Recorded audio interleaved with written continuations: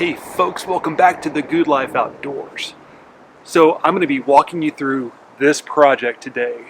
This is my 10 by 20, 200 square foot tiny workshop that I've been building over the past several months.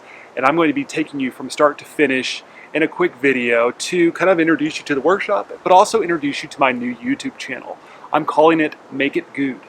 And while I'll still have the Good Life Outdoors, Make It Good's going to be focusing on my projects, my woodworking, my furniture building, maybe even some welding projects that I've started off by putting videos on the Good Life Outdoors. Now those type of videos are going to be on a completely new channel.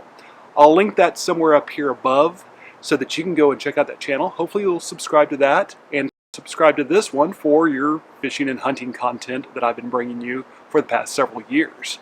So we're going to get started on the workshop build so you can see what it was like from beginning to end, and hope you'll stick around and enjoy the show.